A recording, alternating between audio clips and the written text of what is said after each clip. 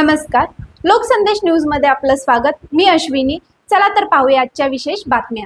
कल्याण शहरात अंमली पदार्थांच्या विरोधात ठोस पावलं उचलत झोन 3 पोलिसांनी आज एक अनोळखी जनजागृती रॅली काढली। शाळा आणि महाविद्यालयीन विद्यार्थ्यांसोबत नशामुक्तीसाठी एकत्र येत पोलिसांनी पथनाट्य, रॅली आणि प्रभावी संदेश सादर केला। कल्याण झोन 3 चे पोलीस आणि स्थानिक शिक्षण संस्था यांच्या संयुक्त विद्यमाने आज शहरभर अंमली पदार्थांविरोधात जनजागृती रॅली आयोजित करण्यात आलेली आहे आणि या रॅलीचे प्रमुख आकर्षण ठरले शाळा आणि बिर्ला महाविद्यालयात सादर करण्यात आलेले पथनाट्य, ज्यात अंमली पदार्थांचे दुष्परिणाम प्रभावी पद्धतीने मांडले गेले। या कार्यक्रमात ऑडिशनल सीपी झोन 3 चे DCP, कल्याणचे ACP, शाळा कॉलेज प्राचार्य, नशामुक्ती केंद्रातील स्वयंसेवक आणि शेकडो विद्यार्थी सहभागी झाले।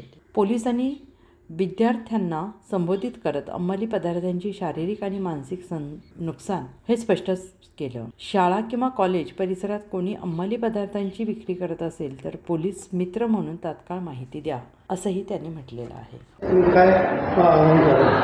आज 26 जून अंमली पदार्थ विरोधी दिन म्हणून हा सर्वत्र